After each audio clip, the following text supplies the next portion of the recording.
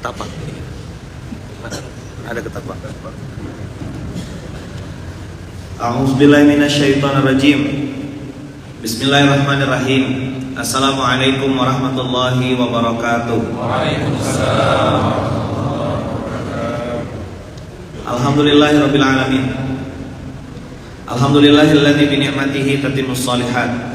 Alhamdulillahilladzi hadana li hadza wa ma kunna linahtadiya laula an hadanallah. Asyhadu an la ilaha illallah wa asyhadu anna Muhammadar Rasulullah. Allahumma salli ala sayyidina Muhammad wa ala ali sayyidina Muhammad. Rabbi shrah li sadri wa yassir li amri wa hlul 'uqdatam min lisani yafqahu qawli. Amma ba'd.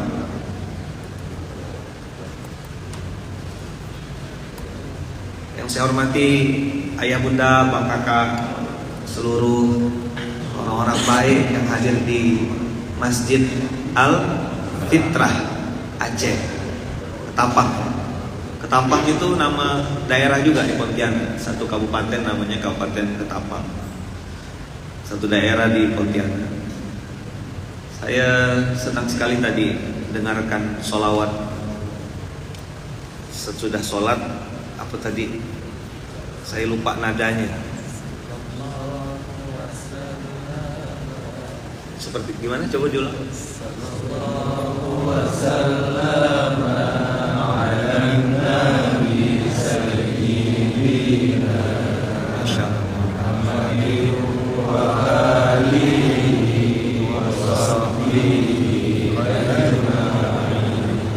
Boleh saya rekam?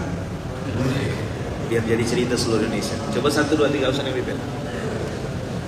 Sallallahu wasallam ala nabi sayyidina Muhammadin wa alihi wa sahbihi ajma'in.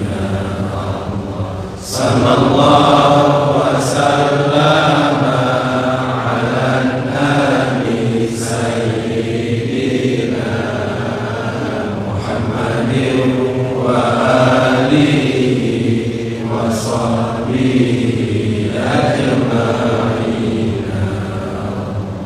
Sallallahu wasallam ala nabi sayyidina Muhammadin wa alihi wa sahbihi ajma'in. Masya Allah.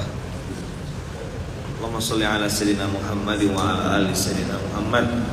Allahumma salli ala sayyidina Muhammad wa ala ali sayyidina Muhammad. Apa yang kita rasakan ketika bersalawat sama-sama tadi? Rindu, tenang, bahagia. Itulah fitrah asli manusia. Dia tidak cocok bohong. Dia tidak cocok sombong. Dia itu tidak cocok jauh dengan masjid, itu tidak cocok. Ibarat handphone itu pasti lowbat kalau jauh dari masjid. Tapi ada 4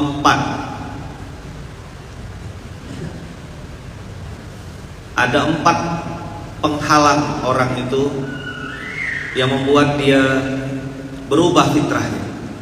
Ada berapa? 4. Kita bahas pagi ini. Tadi saya dengarkan imam kita di surat di rakaat yang kedua membaca salah satu ayat yang paling saya suka gitu. Ayatnya ayat favorit. Innal ladzina qalu rabbunallah. Ada yang tahu surat berapa ayat berapa? Surat Fussilat, surat ke-41 ayat 30. Yang punya aplikasi Quran di handphonenya silakan buka. Innal ladzina qalu rabbunallahu. Sampai situ aja dulu. Qalu rabbunallah. Mana tadi Pak Imamnya? Ustaz kita. Satu lagi. Imam. Coba ditahqiq, ditanya. Betul ke surat Fussilat? Dapat enggak? 41.230. Dapat? Innalladzina qalu rabbunallahu. Ada kata-kata qalu rabbunallah. Itulah fitrah asli manusia. Kalau mau coba rasa, keluar rumah, tengok langit yang tanpa tiang itu, lalu bilang, ya Allah, Kau adalah Rabbku. Itu kita akan ngerasa kecil sekecil-kecilnya, ngerasa hina sehina-hinanya. Dan perasaan hina, kecil, lemah, tak berkuasa, itulah fitrah asli manusia. Karena memang sejatinya Allah takdirkan dia lemah. Khuliqal insanu dha'ifa. Manusia ditakdirkan Allah lemah. Apa buktinya? Manusia itu lemah, buktinya dia tidak bisa melawan takdir tuanya. Saya tengok ayah-ayah kita sudah banyak yang meninggalkan dunia hitam. Banyak yang meninggalkan dunia hitam. Itu di tubuhnya sudah aksesorisnya putih-putih semuanya. Dari mulai baju putih, kopiah putih, dan janggut putih. Artinya dia sudah meninggalkan dunia hitam. Giginya sudah baru tumbuh kayaknya. Wa man nu'ammirhu nunakkishu fil khalqi. Kalau umur 30 kau kerja di mana? Begitu umur 40 kau sudah punya apa sekarang? Naik umur 50 berobat di mana? 60 cucu berapa? Sampai 70 tanya, siapa teman-teman kita yang sudah meninggal? Tinggal berapa sisa pemain inti ini? Begitu sampai umur 80, dia tanya sama temannya, kau siapa? Kata dia. Paham? Sudah lupa dia siapa teman-temannya.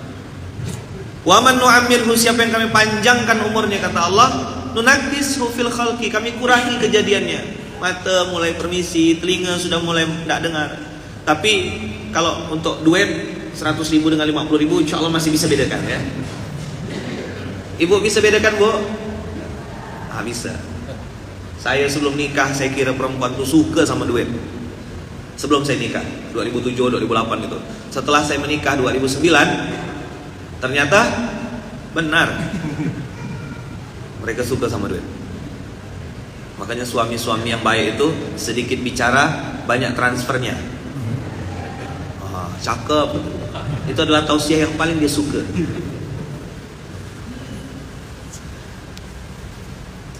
Innalladzina qalu rabbunallah.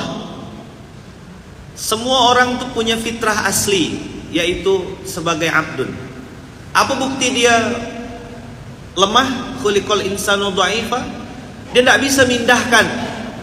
Ini misalnya ada jerawat di sini, dia pindahkan dari kanan ke kiri, tidak bisa. Padahal di dalam tubuh dia tidak bisa tahan jerawat, dia tidak bisa nahan sakit gigi, dia tidak bisa nahan pusing, dia tidak bisa nahan ngantuk. Fitrah asli manusia itu lemah. Itu kenapa di di jaket, di beberapa rompi paskas pasukan amal soleh yang saya asuh, saya bersamai, ada tulisan we are nothing, Allah is everything. Itu artinya apa? La haula wala quwata illa billah. Kan biasanya orang bilang we are the best. Tapi kalau mau ingat-ingat tadi ketika kita berselawat kepada baginda Rasulullah, kita sujud, kepala yang kita pamer-pamerkan, yang kita bangga-banggakan ini, kita letakkan di atas karpet, yang itu juga diinjak-injak orang habis itu. Maka tadi saya bilang ada 4 hal yang membuat fitrah asli kita berubah. Fitrah asli manusia apa? Rabbunallah, Tuhan kami adalah Allah. Dia akan mengatakan dirinya lemah, dia akan mengatakan dirinya hina, dia akan mengatakan dirinya kecil, dia akan mengatakan dirinya itu tidak mampu apa-apa.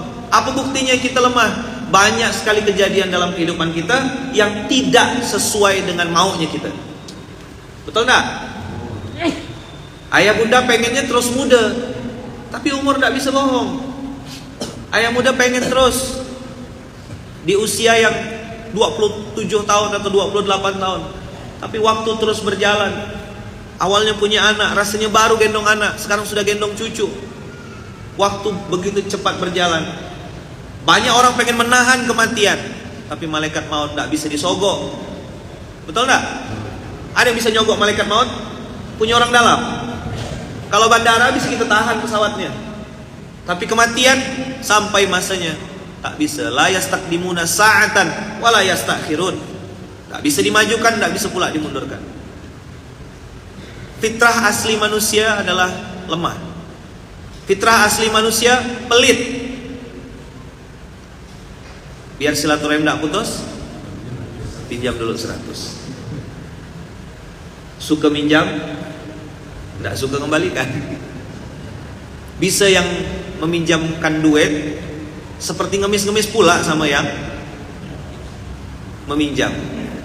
Yang meminjamkan duit makan ikan asin. Apa di sini ikan asin juga namanya? Ikan asin ayah. Yang ngutang statusnya jalan-jalan. Hai guys, kami lagi di sini ya guys ya. Kalian makan apa? Loh, kok terbalik dunia ini? Ustadz, doakan ya, semoga bisnis saya lancar, amin. Semoga ruko saya tepat terjual, amin. Semoga anak saya soleh-soleha, amin. Doakanlah Ustadz ini. Begitu dah laku rukonya, maju bisnisnya, datang lagi ke Ustadz. Enggak, tempat lain didatanginya. Fitrah, kaget, enggak. Allah jadi tinggalkannya. Coba lihat kalau pesawat, pernah naik pesawat ayah bunda, kalau lagi goyang di atas, nama siapa disebut? Nama mamanya atau nama Tuhannya? Semua Allah. Dan coba buka di YouTube, buka aja di YouTube, rekaman black box pesawat yang akan jatuh. Semua menjelang jatuh pesawat, suara yang terdengar adalah Allahu Akbar, Allahu Akbar, Allahu Akbar. Nama Allah disebut. Coba kalau sudah selesai landing, nama siapa? Tidak ada semua. Fitrah asli manusia itu mengakui Rabbnya. Fitrah asli manusia itu tahu bahwasanya dia itu lemah. Tapi 4 penghalang ini yang membuat orang akhirnya tidak bisa mengatakan Rabbunallah.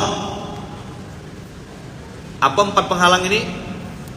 1, saya menyingkatnya dengan H yang pertama, yaitu harta. Apa yang membuat fitrah manusia akhirnya berubah? Apa yang nomor 1? Harta. Yang pakai motor merasa lebih miskin daripada yang pakai mobil.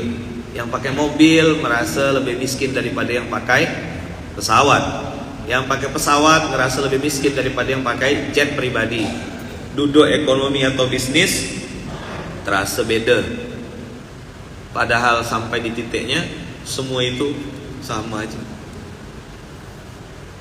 Saya sering cerita tentang orang yang punya rumah villa di puncak, mewah, bagus, mahal. Dia kerja di Aceh, villanya di puncak Bogor sana. Yang tinggal si Asep. Bos, rumah bocor. Siapa yang transfer? Bos yang di Aceh transfer. Bos, ini ruko ini kolam renang kotor, mau dibersihkan, transfer lagi. Listrik habis, tokennya transfer. Yang jadi pertanyaan, yang bos yang mana? Yang di Aceh atau yang si Asep? Gara-gara harta ini dia lupa fitrah aslinya. Maka Allah kasih syariat namanya ziswah, zakat, infak, sedekah, wakaf. Apa yang kau makan busuk, apa yang kau pakai lapuk, apa yang kau berikan di jalan Allah, itulah yang jadi bekalmu di hari esok. Maka tidak salah kalau muslim itu punya harta. Yang salah kalau hartanya disimpan di hati. Boleh muslim kaya? Boleh. Bahkan para sahabat Nabi kita Muhammad SAW itu kaya raya, tapi memilih hidup sederhana. Jangan salah. Ini ada yang nyimpang-nyimpangkan syariat, nyimpang-nyimpangkan sirah. Dibilangnya Nabi Muhammad tuh tidur di pelepah kurma. Betul. Tapi Nabi Muhammad perang pakai kuda yang terbaik. Tidak pernah ada sejarahnya. Saya belum ketemu. Kalau ada ustaz-ustaz tolong kasih tahu saya. Ada tidak sirah Nabawiyah yang menceritakan baginda Rasulullah turun ke medan perang pakai pelepah kurma dan pakai keledai? Ada tidak? Tidak ada baju perang terbaik, kuda terbaik, yang paling lincah, yang paling gesit. Kalaulah mungkin. Dulu sudah ada mobil, sudah ada mungkin kendaraan, mobil tank dan segala macam. Mungkin Rasulullah pakai Lamborghini kali. Dunia tidak diletakkan di hati, harta tidak diletakkan di hati. Bagaimana Abu Bakar menyedekahkan seluruh hartanya? Apa yang kau sisakan ya Abu Bakar? Allah dan Rasulnya. Segitu santainya menyedekahkan hartanya. Maka saya lagi mengkampanyekan sedekah badai. Apa tuh badai? Banyak, diam-diam, ikhlas. Coba diulang. Tidak apa-apa banyak, yang penting ikhlas. Daripada sedikit tapi diungkit-ungkit. Setuju tidak? Kalian lihat tak masjid itu? Lihat Pak Haji. Oh itu saya, Bapak yang bangun? Bukan. Itu jam dinding di dalamnya ada. Oh iya, Bapak yang nyumbang jam dinding? Bukan, saya belikan baterainya 20 tahun yang lalu. Masya Allah, udahlah baterai 20 tahun yang lalu. Diungkit-ungkit cerita kemana-mana. Kalau banyak tadi itu oke lah. Ini dikit tapi diungkit. Apa yang membatalkan fitrah asli manusia nomor 1? Harta. Jadi ketika dia tinggal di rumah yang lebih besar, tinggal di rumah yang elit, berubah fitrah aslinya, tidak jadi lagi Rabbunallah. Saya supaya netral, supaya tidak salah paham materi saya ini, Muslim ditakdirkan Allah untuk kaya. Orang beriman itu ditakdirkan Allah untuk kaya, mentalnya kaya. Karena haji tidak bisa berenang. Bisa pergi haji berenang? Tidak sederhana. Itu disuruh naik pesawat sekarang. Zakat, ada harta yang kita keluarkan. Kita tidak boleh diam. Ahallallahul bai'a wa harrama riba. Allah suruh kita berdagang. Nabi kita juga pedagang. Jadi saya bilang sama anak-anak muda, kalian jangan jadi pemalas, berbalut spiritual, berdalih hijrah, habis itu tidak mau jualan, tidak mau dagang, tidak mau bisnis. Pemalas dengan dalih qanaah, rezeki dari Allah. Kau diam aja di rumah, mana bisa? Gerak-gerak, bangun. Pegang market, pegang pasar, kuasai bisnis, pegang bisnis kuliner, pegang bisnis baby shop, pegang bisnis hijab. Orang-orang dari luar negeri masuk ke Indonesia menganggap Indonesia adalah market. Kenapa kita jadi konsumen? Kita harus jadi sebagaimana seruan yang saya dengar dari ulama-ulama di sini, beli dengan sesama saudara Muslim, mereka bayar zakat. Seperti semut Nabi Ibrahim, kita menunjukkan keberpihakan kita kepada siapa. Jadi harta membuat fitrah orang akhirnya redup. Waktu miskin panjang sujudnya, waktu tak berduit panjang. Begitu punya duit mulai sibuk. Siapa? Sa'labah. Ada sudah sejarahnya? Ada, hidup, kisah nyata. Jadi kalau ada orang hari ini waktu miskin rajin ke masjid, waktu kaya dia tak pernah ke masjid lagi, dia ketinggalan zaman, sudah duluan Sa'labah. Saya bahagia sekali tadi waktu sampai nengok berjejer mobil bagus-bagus. Ada Land Rover Evoque, wah itu keren. Harley Davidson bila perlu jejer kan di sini. Ngapain simpan di garasi? Itu kalau soa akinya 9 juta. Subuh-subuh tuh pakai Harley-nya tuh ke masjid. Bukan masalah mobilnya merek apa, tapi parkirnya di mana.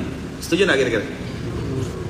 Pakai tuh Pajero Sportnya, pakai tuh Fortunernya, pakai Lamborghini-nya, pakai mobil, parkirkan di masjid untuk menunjukkan kepada Allah. Wa amma bi ni'mati rabbika fahdits. Pakai baju yang bagus, jam tangan yang bagus. Ibu-ibu, ada ibu-ibu punya mukena? Punya mukena yang bagus? Punya jilbab yang bagus? Pakai untuk ke masjid, pakai untuk sholat. Tanda kutip ya, pamerkan sama Allah. Ya Allah, rezeki ini dari Engkau, pakai ini Engkau yang titipkan. Aku pakai semua yang terbaik ini Allah untuk menghadap Engkau. Itu loh tahadus binikmah itu. Jangan sampai bu, mana ibu-ibu ada? Bu dengar bu? Ibu simpan-simpan mukenahnya, sayang-sayang emasnya, sayang-sayang jilbabnya. Ibu meninggal yang pakai istri baru. Apa kata istri baru? Alhamdulillah, sedekah akbar. Saya kira saya kerja sama ibu, rupanya ibu kerja untuk saya, kata dia. Karena bapak nikah sama pembantunya. Pakai yang terbaik. Di surat Al-A'raf 7:31 Allah bilang, ya bani Adam khudhu zinatakum inda kulli masjidin. Saya bilang sama anak muda kalian ke masjid harus wangi, pakai parfum yang terbaik, pakai kopiahnya standby, pakai yang bagus, rapi, proper, outfitnya enak dipandang atas sampai bawah. Kalau bisa usahakan pakai yang seri 1, mohon maaf, pakaian dalam, kaos dalam, celana, kemeja, pakai yang seri 1 semuanya. Pakai jas, ngadap Allah, ngadap manusia yang cuma ngasih duit 1.000, 2.000, sejuta, 2 juta, kita sopannya luar biasa. Pernah ketemu orang yang suka megang-megang lutut? Assalamualaikum Pak Haji, apa kabar Pak Haji? Anda sopan? Kami curiga. Karena kalau sudah mulai nunduk-nunduk, ujung-ujungnya pinjam duit. Apa yang membuat fitrah asli manusia hilang? Harta. Yang kedua, namanya J, jabatan. Ada orang bangga karena hartanya, tapi sampai di satu titik dia tidak puas dengan harta, dia pengen dihormati. Yang terhormat bapak kepala, kalau tidak disebut yang terhormat, baper. Jabatan juga ada, jabatan pemerintahan, ada jabatan status sosial. Pak, tidak mau noleh. Pak Haji, iya. Begitu dipanggil Pak Haji, baru noleh. Sekarang ada lagi yang ramai, HF, Haji Furoda, 500 juta. Jadi dia beda level. Kalau Pak Haji biasa cuma 50 atau mungkin 100 lah. Tapi Haji Furoda 5 kali lipatnya. Pak, nggak mau noleh. Pak Haji, iya saya. Yang terhormat bapak ini, yang terhormat bapak itu, yang terhormat bapak itu.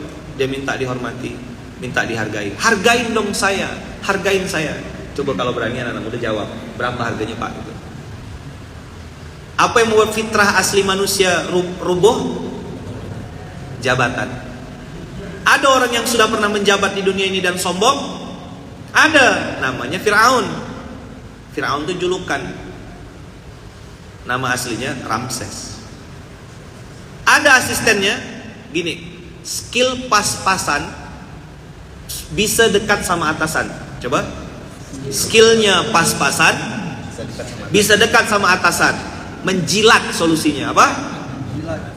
Itulah yang dilakukan oleh Haman, yang dilakukan oleh Korun, yang dilakukan oleh Samiri kepada Fir'aun.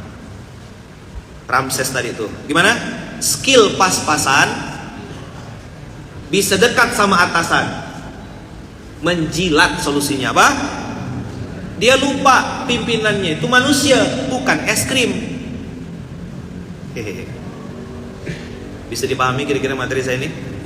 Saya tidak ngomongkan siapa-siapa loh, ngomongin Ramses, Fir'aun. Gimana kalau skillnya pas-pasan, bisa dekat sama atasan, jilat. Apa yang dilakukan oleh Korun? Apa yang dilakukan oleh Haman?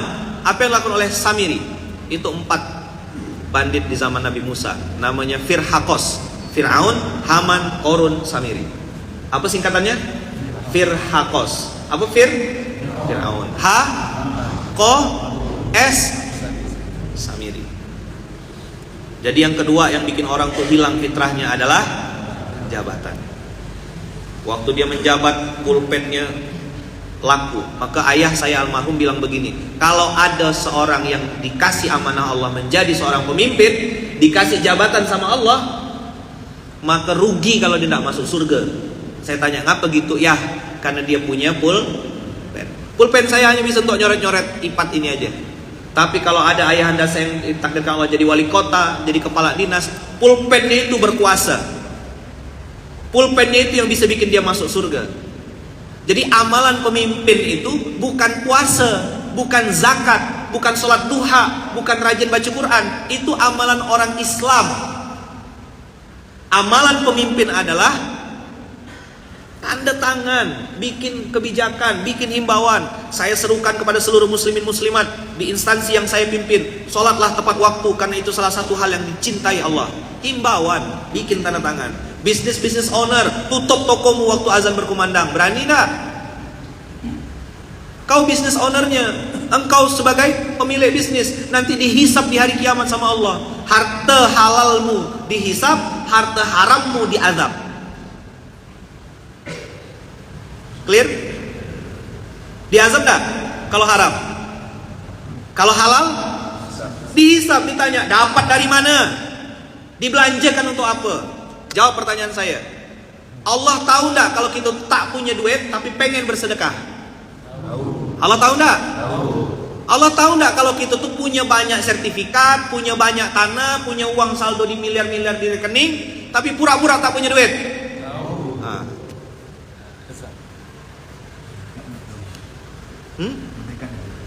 Malaikat tak tahu.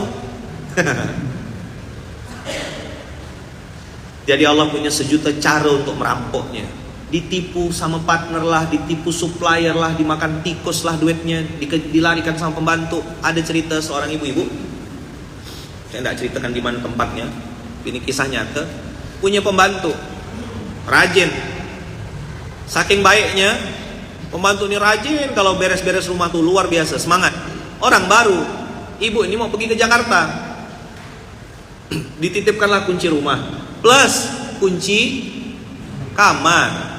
Apa kata si ibu ini, tante ini, tolong bersihkan kamar saya ya sekalian. Oh iya bu, kata pembantunya. Pergilah dia ke Jakarta, alhamdulillah bersih. Emasnya, cincinnya, gelangnya, apanya, semua barang-barang berharga di kamar itu dibersihkan sama pembantunya, tidak ada sisa sama sekali. Betul kan instruksinya kan? Tolong bersihkan. Apa kata pembantunya? Iya bu. Waktu dia curhat sama saya, Ustaz, kenapa pembantu saya begini dan segala macam. Saya tanya sama dia, tante sudah bayar zakat belum? Langsung dia tunduk terdiam. Belum. Jadi harta kalau di tangan orang beriman jadi kebaikan. Jabatan ketika dipegang oleh orang beriman jadi kebaikan. Orang yang punya fitrah Rabbunallah, begitu dia pegang harta itu cuma letak di tangannya aja. Sepatu di kaki, mobil di garasi. Apa? Sepatu di mobil tak sempat masuk ke hatinya.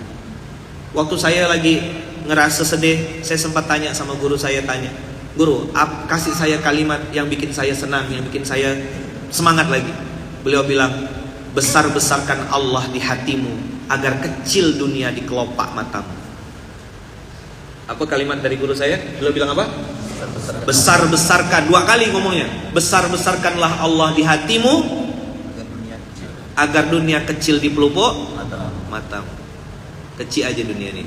Dia bisa beli jam tangan mahal, tapi tidak bisa beli waktu. Betul? Jam tangan mahal dengan jam tangan murah sama tidak waktunya 24 jam? Sama aja. Bisa dia beli waktu? Tidak bisa. Dia bisa beli kasur mahal, tapi bisa dia beli tidur nyenyak? Tidak bisa. Ada orang harus suntik dulu, minum obat penenang. Jadi dia bisa beli kasur mahal, tapi tidak bisa beli tidur nyenyak. Dia bisa beli obat mahal, tapi tidak bisa beli kesehatan. Harta, jabatan, apalagi ayaman, apalagi yang membuat fitrah asli manusia itu rusak. Yang membuat fitrah asli manusia rusak ketiga adalah ilmu. Samiri yang membersamai Fir'aun itu orang berilmu. Betul enggak? Kenal sama Samiri? Hah? Oh enggak, saya kira orang Aceh kenal sama Samiri. Saya mau nanya, kenalan di mana? Samiri itu berilmu, cerdas, pintar, bisa bikin patung sapi. Betul enggak? Dia bikin dalil-dalilnya, dia bikin pembenaran-pembenarannya seolah-olah apa yang dilakukannya itu benar. Ternyata dia bukan pintar, tapi licik. Jawab pertanyaan saya. Hari ini banyak enggak orang pintar? Ya, jawab. Banyak enggak orang pintar? Tapi yang benar? Jawaban dari ayah bunda itu adalah jawaban fitrah. Orang pintar banyak, orang benar ya sedikit. Tidak usahlah saya kasih contoh ya. Saya cerita-cerita Fir'aun aja lah. Abu Jahal, Abu Lahab itu tahu kalau Rasulullah itu benar. Hah? Di lubuk hatinya tahu kalau baginda Rasulullah itu membawa kebenaran. Apa buktinya Yaman? Hampir setiap malam Abu Bakar, Abu Lahab, Abu Jahal itu ikut nyelinap, pura-pura bersembunyi untuk mendengarkan ayat Al-Quran yang dibaca oleh baginda Rasulullah. Cuma gengsi, masa aku join agama anak buahku? Nggak level lah. Apa yang bikin dia nggak mau dengarkan ilmu? Nggak mau dengarkan kebenaran? Karena merasa pintar. Ayo jawab, mana yang benar? Merasa pintar atau pintar merasa? Yang benar itu pintar merasa. Tapi yang terjadi hari ini, saya ini LC, lulusan COVID. Nggak mau dengar orang. Padahal Imam Abu Hanifah, siapa? Itu julukannya Imam Al-A'zam. Kita sebagai Ahlus Sunnah wal Jamaah mengakui ada satu imam namanya Imam Abu Hanifah. Pernah dengar? Urutannya siapa nomor satu? Imam Abu Hanifah. Yang kedua, Imam Malik. Yang ketiga, Imam Syafi'i. Yang keempat, Imam Ahmad bin Hambal. Ini gurunya Imam Malik, gurunya Imam Syafi'i, namanya Imam Abu Hanifah. Satu hari Imam Abu Hanifah berjalan, ketemu sama anak kecil, nih kayak gini, pakai baju paskas. Nggak ya, nggak pakai baju paskas, anak kecilnya. Dia pakai sendal tinggi.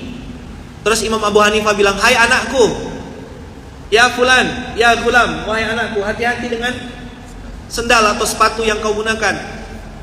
Kalau kau salah melangkah, maka itu akan membuat kau terjatuh dan kakimu bisa terluka atau keseleo kalau bahasa kita ya." Terus anak kecil ini bilang begini, "Terima kasih wahai Tuan, engkau baik sekali mengingatkan saya. Boleh saya tahu siapa namamu wahai Tuan?" Dia bilang, "Namaku Nu'man." "Oh, berarti engkau adalah Imam Al-A'zam, julukan imamnya para imam." "Bukan aku yang menyematkannya, orang-orang memanggilku seperti itu." Tawadhu enggak? Rendah hati enggak Imam Abu Hanifah? Tapi ceritanya belum selesai. Anak kecil sama orang tua yang diajak ngomong ini bukan kaleng-kaleng gitu. Imam Abu Hanifah. Lalu anak kecil ini, "Wahai Tuan, karena kau sudah mengingatkanku, boleh aku menyampaikan sesuatu Tuan?" Kata Imam Abu Hanifah, "Boleh, apa nak? Mau sampaikan apa sayang?" "Wahai Tuan, hati-hati dengan nama besarmu, hati-hati dengan ilmumu. Kalau kau salah melangkah dan salah menyikapinya, kau bukan hanya jatuh di dunia, tapi terperosok di neraka." Tersungkur Abu Hanifah, nangis. Ada orang tua hari ini begitu? Janganlah bilang tidak ada, insya Allah banyak gitu.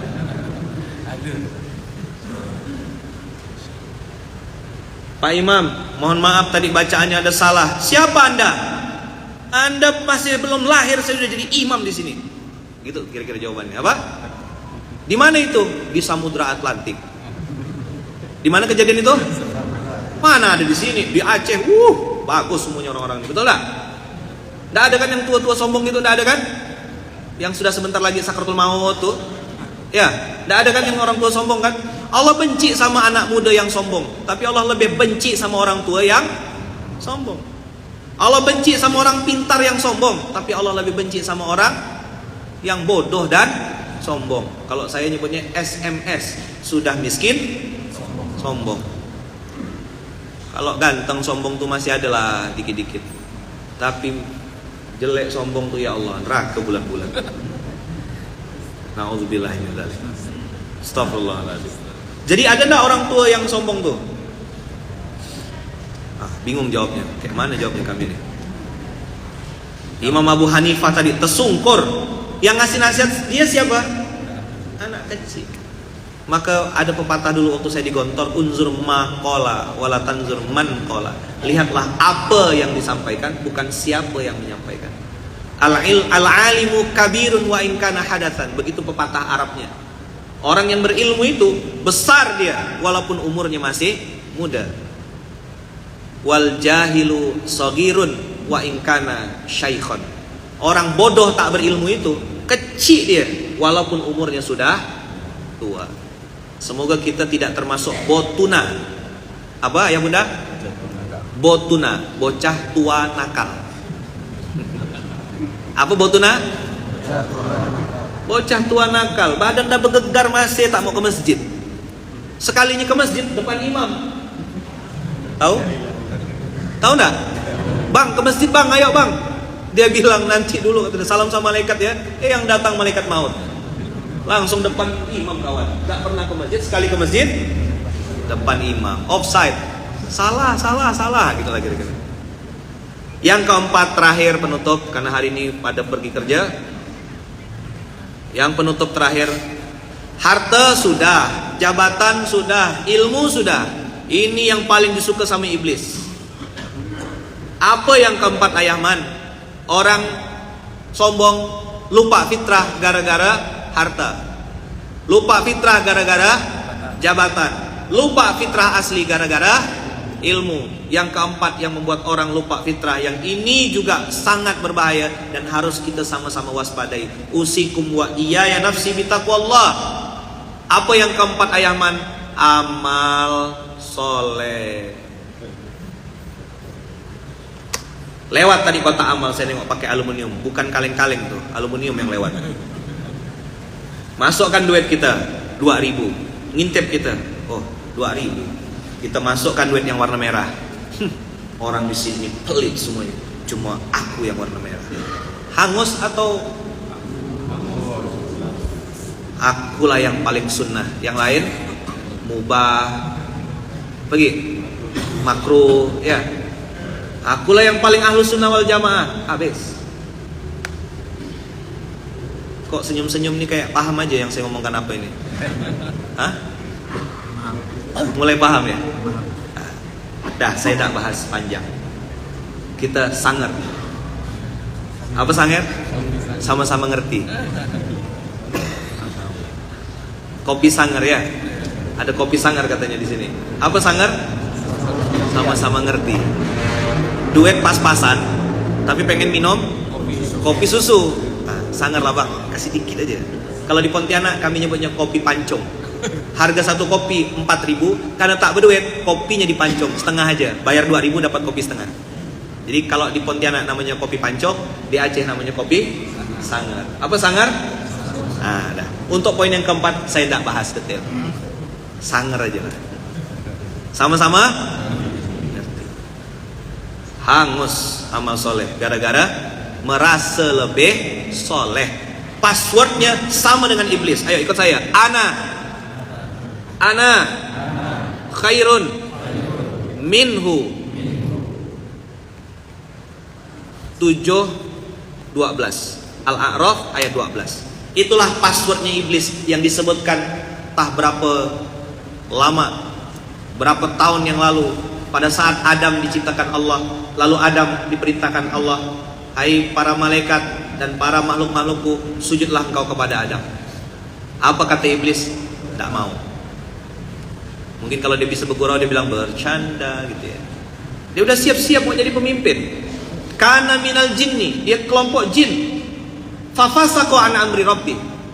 Tak mau dia sujud. Maka Allah di surat yang lain Allah mengatakan, malaka alla tasjudu li Adam id amartuka. Kenapa kau tak mau sujud sama Adam? Aku loh yang ngasih perintah, bukan sujud sama Adamnya. Tapi dia tidak mau menjalani perintah pemilik dunia, decision makernya Allah Subhanahu wa taala. Kenapa? Iblis sudah standby. Dulu namanya Azazil, karena rajin ibadah, dia diangkat menjadi pemimpinnya malaikat. Dia sudah standby, bakal jadi calon khalifah, calon pemimpin nih. Udah siap-siap, udah GR, udah ngukur baju. Allah bikin startup, Allah bikin produk baru, namanya inni ja'ilun fil ardi khalifah. Udah terima lah dia, baper. Mau bikin koalisi, tidak punya, bikin koalisi sendiri gitu lah. Kok senyum-senyum? Oh udah dekat. Saya ngomongin iblis loh ini. Baper dia. Baper dah. Baper iblis, tidak mau sujud. Aku udah standby. Dari Azazil namanya berubah jadi iblis. Apa passwordnya? Ana khairun minhu. Apa artinya ana khairun minhu? Aku lebih baik daripada dia. Kenapa kau suruh aku sujud sama manusia ya Allah? Dia itu dari tanah. Khalaqtahu min tin. Wa khalaqtani min nar, aku diciptakan dari api. Iblis lupa, coba diulang, bahwasanya harga tanah naik tiap tahun. Harga korek api segitu-gitu aja dari dulu. Setuju nggak kira-kira? Nah, ini intermezzo aja supaya tidak terlalu tegang kita. Ya. Jadi iblis lupa apa? Harga tanah naik terus, apalagi di pinggir jalan. Kali-kali lipat harganya. Tapi harga korek api dari dulu segitu-gitu aja. Sip. Jadi coba tepuk sebelahnya, bilang, ngomong apa kita ini? Ngomong korek api. Jadi 4 hal yang merusak fitrah manusia, karena tidak dimaja al-fitrah, maka 4 hal yang bisa merusak fitrah asli manusia. Apa? Harta. 2, 3, 4, amal soleh. Pak, tidak mau noleh. Pak Haji, iya saya. Pak Soleh, apa orang tidak sholat berjamaah, neraka jahanam mereka semuanya. Masya Allah, siapa tahu lagi haid ibu tuh. Siapa tahu dia belum ngerti cara sholat. Saya pernah bawa anak motor, badannya bertato, lagi riding, lagi touring, kami belokkan ke masjid, mampir semuanya, saya bilang. Begitu pas wudhu, dia nengok saya lama berkali-kali. Rupanya tidak pernah wudhu dan tidak pandai wudhu, tidak ada yang ngajarkan wudhu. Saya mau taubat Ustaz, tapi gimana caranya? Enak rupanya kena air wudhu. Ya, abang tidak pernah wudhu? Tidak pernah, baru ini pertama kali. Masya Allah, tabarakallah, duit banyak, wudhu tidak pernah, tidak ada yang ngajarkan katanya. Maka dakwah itu merangkul, bukan memukul. Setuju? Kita tuh kolaborasi, bukan kompetisi. Setuju? Setuju nggak kira-kira nih? Dakwah itu kan merangkul, bukan memukul. Ta'awanu 'alal birri wa taqwa. Kita tolong, kita support, kita besarkan hati. Mudah-mudahan 4 poin ini bisa diingat dan bisa jadi pelajaran. Saya boleh request nggak? Boleh? Tolong doakan saya, ayah bunda, bang kakak. Dan tadi saya kalau boleh minta, saya sebagai penutup, karena siang ini akan pulang balik ke Jakarta dan lanjut besoknya ke Pontianak. Saya minta tolong ayah bunda, tolong doakan. Tadi ada diceritakan sama Ustadz, ada program namanya Gerakan Infak Beras. Program ini dirintis 2012 untuk 3M, memuliakan, melayani, membahagiakan sahabat yatim penghafal Quran. Alhamdulillah Gerakan Infak Beras Aceh sudah berdiri 2018. Minta Bang Farul di sini. Ini ada putra Aceh, putra Aceh asli. Pernah sama-sama saya di mana, di Pontianak, terus balik kampung karena dipanggil mamanya, dipanggil kantor pusat, disuruh balik dan merintis Gerakan Infak Beras Aceh. Namanya Bang Farul Rozi. Dari 2018 sekarang sudah berapa Gerakan Infak Beras Aceh? 16 ton. 16 ton satu bulan. Berapa pondok? 133 pondok. 133 pondok. Dan kebutuhannya Aceh berapa total semuanya? Harusnya sekitar 54 ton. Harusnya 54 ton sebulan, tapi kita baru bisa support 16 ton. Mudah-mudahan di kesempatan yang penuh berkah ini makin banyak anak yatim penghafal Quran, santri-santri di daerah-daerah itu yang bisa makan beras dengan beras terbaik. Amin. Bagaimana cara ikut programnya? Hanya Rp25.000 per bulan. Berapa gelas kopi itu? 5 sangar lah ya. 5 sangar ya. Jadi hanya Rp25.000 per bulan atau 1.000 sehari. Abang, kakak, ayah, bunda bisa ikut memuliakan, melayani, membahagiakan sahabat yatim penghafal Quran dengan beras yang terbaik untuk mereka, menjadi energi mereka untuk menghafalkan Quran. Nanti tanya sama Bang Farul Rozi, kayak mana caranya, bagaimana. Mau ikut ngantar, besok kami tanggal 21 Oktober ada distribusi akbar dari Aceh sampai Papua, seluruh Indonesia mengantarkan beras turun sama-sama. Kita pakai mobil kita untuk ngantar beras, kita pakai mobil kita untuk ketemu sama anak yatim, pakai mobil kita untuk parkir di panti asuhan. Yang punya mobil bawa mobilnya, yang punya motor bawa motornya. Komunitas motor jalan bergerak. Udah waktunya kita bukan hanya jadi penikmat dakwah, jangan hanya jiping, ngaji kuping. Sudah waktunya kita turun ke lapangan, hadir untuk umat ini. Setuju? Kalau bukan kita siapa lagi? Dan Allah tidak akan merubah nasib suatu kaum sebelum kaum itu merubah dirinya sendiri. Ayah bunda yang selama ini ikut transfer tidak salah. Dan saya tidak minta infaknya hari ini, tenang aja. Ibu-ibu udah mulai ngelepas-ngelepas cincin. Tenang, saya tidak minta duitnya. Saya mau ngajak ayah bunda ikut turun ke lapangan. Besok tanggal 21 Bang Farul Rozi akan mimpin di Aceh ini. Kita akan distribusikan, turun ke pondok-pondok, mengantarkan beras ke kurang lebih ada 100 pondok. Ikut turun, saksikan sendiri. Uang atau harta yang ayah bunda titipkan, kita langsung antarkan ke tempat yang berhak. Oke, jadi saya tidak minta duit ayah bunda, mau ngajak ayah bunda semuanya ikut turun ke lapangan. Yang punya mobil pakai mobilnya, anak-anak motor mana komunitas motor turun ngantar beras. Satu motor 1 kilo 1 karung beras, satu motor 1 karung beras. Ikut ngantar bi amwalikum wa anfusikum dengan harta dan jiwa. Dan yang paling penting yang pengen saya sampaikan, uang orang Aceh untuk pondok yang ada di Aceh. Uang orang Jakarta untuk Jakarta. Uang orang Papua untuk Papua. Jadi konsepnya fi ayyi ardin tato anta mas'ulun an islamia. Di bumi mana kamu berpijak, kau bertanggung jawab di hadapan Allah tentang orang-orang Islam di dalamnya. Kalau nanti di akhirat di padang mahsyar, Allah tanya sama saya, "Hai Lukman, kenapa ada anak yatim yang tidak bisa makan di Aceh?" Kalaulah boleh saya akan jawab, KTP saya Pontianak ya Allah. Saya mau diri dulu sebentar ya, saya mau tengok orang-orang Aceh. Nanti kalau ada anak yatim yang nggak bisa makan di Aceh, saya bilang sama Allah, ya Allah inilah orang-orangnya. Sudah kau sampaikan Lukman? Sudah ya Allah. Kapan?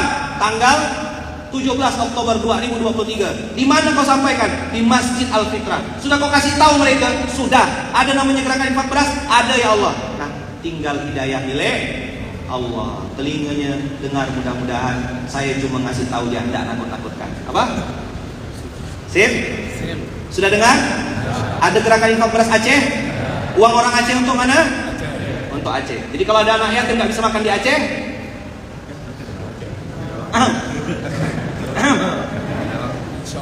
tanggung jawab. Coba bilang, tanggung di dunia, jawab di akhirat. Apa? Mudah-mudahan kita bisa dekat sama Rasulullah. Siapa yang mau dekat sama Rasulullah? Satu surga sama Rasulullah ada? Baginda Rasulullah SAW pernah bersabda 1400 tahun yang lalu sebagai penutup closing statement. Beliau mengatakan, aku dan orang yang mengurus anak yatim seperti ini nanti di surga. Ini alhamdulillah saya bawa tidak berniat untuk melebih-lebihkan seseorang. Ada seorang pengusaha muda dari Aceh yang sekarang sedang berjuang merantau berbisnis di Medan. Atas izin Allah beliau merintis bisnisnya dan Allah besarkan bisnis usahanya di Medan. Dan beliau kemarin baru saja mewakafkan tanah keluarganya di daerah Lampase. Masya Allah, tabarakallah. Bisnisnya baby shop. Boleh sebut merek di sini? Baby shop lah pokoknya. Depannya H, belakangnya A. Inisialnya Haritsa gitu. Itu orang Aceh asli, berdagang merantau pergi ke Medan. Keuntungan bisnis dari bisnis baby shopnya dipakai untuk memuliakan, melayani, membahagiakan sahabat yatim penghafal Quran. Saya melihat langsung kemarin acaranya Yatim Ceria. Nengok di Aceh. Beliau balik kampung, diwakafkan tanahnya 8.000 meter persegi untuk membesarkan agama Allah, dan mohon doanya segera kita bangun Surau Munzalan Haritsa Aceh, dan juga segera kita bikin kawasan wakaf produktif Haritsa, dan salah satu bangunan di dalamnya ada rumah yatim Haritsa. Mohon doanya ayah bunda semuanya, semoga Allah takdirkan kita bisa dekat sama Rasulullah, bisa satu surga Rasulullah dengan baginda Rasulullah sallallahu alaihi wasallam. Sallallahu ala Muhammad, sallallahu alaihi wasallam, sallallahu ala Muhammad, sallallahu alaihi wasallam. Ya Nabi, ya Nabi, salam alaika. Salam alaika ya Rasulullah. Ya Rasul, salam alaika. Ya Habibi, salam alaika. Salawatullah alaika. Di akhir majelis ini saya berdoa semoga yang sedang sakit Allah angkat penyakitnya, Allah sembuhkan penyakitnya, Allah sehatkan badannya, Allah takdirkan hidupnya sehat dalam taat. Yang sudah punya bisnis, sudah punya usaha, semoga usahanya dimudahkan Allah, diberkahi Allah, diridhoi Allah, dibukakan pintu rezeki yang banyak, yang halal, yang berkah, dibesarkan zakatnya, dibesarkan infaknya, dibesarkan sedekahnya, dibesarkan wakafnya. Dan mudah-mudahan semua pengusaha-pengusaha ditakdirkan Allah menjadi saudagar-saudagar yang dermawan, yang membela agama Allah dengan harta dan jiwanya. Allah besarkan bisnisnya, besarkan usahanya, besarkan niat baiknya. Dan semoga siapapun yang punya hajat niat baik, Allah kabulkan hajat dan niat baiknya. Yang belum punya jodoh, segera Allah berikan jodoh yang terbaik. Yang sudah berkeluarga, semoga Allah takdirkan keluarganya harmonis, sakinah, mawaddah, warahmah, anak cucu keturunan saleh salehah. Yang belum pernah pergi haji, yang belum pernah pergi umrah, semoga Allah sampaikan ke Baitullah dengan cara-cara terbaik, di waktu terbaik, bersama orang-orang baik, dengan fasilitas terbaik, dengan cara-cara terbaik dari Allah Subhanahu wa taala. Dan semoga Allah izinkan kita semuanya meninggal dunia dalam keadaan husnul khatimah dengan kalimat la ilaha illallah Muhammadur Rasulullah. Dan Allah takdirkan kita bisa berjumpa dengan baginda Rasulullah sallallahu alaihi wasallam, bisa berjumpa dengan baginda Rasulullah sallallahu alaihi wasallam. Semoga Allah izinkan kita mendapatkan syafaat dari baginda Rasulullah sallallahu alaihi wasallam. Semoga Allah izinkan kita bisa satu surga sama beliau, bisa menatap wajahnya, bisa dikenal oleh beliau, mendapatkan syafaat dari baginda Rasulullah sallallahu alaihi wasallam. Semoga baginda Rasulullah kenal sama kita, menyayangi kita, mencintai kita sebagaimana kita juga mencintai dan menyayangi beliau. Allahumma salli ala sayyidina Muhammad, Allahumma salli ala sayyidina Muhammad, Allahumma salli ala sayyidina maulana Muhammad. Dan mudah-mudahan karena kecintaan kita kepada baginda Rasulullah, Allah juga takdirkan dan Allah izinkan kita bisa berjumpa dengan Allah Subhanahu wa taala. Kita bisa bertemu dengan Rabb yang menciptakan kita. Kita bisa berjumpa dengan Allah Rabbul Alamin yang amat sangat baik, amat sangat cinta kepada kita umatnya. Al-Fatihah.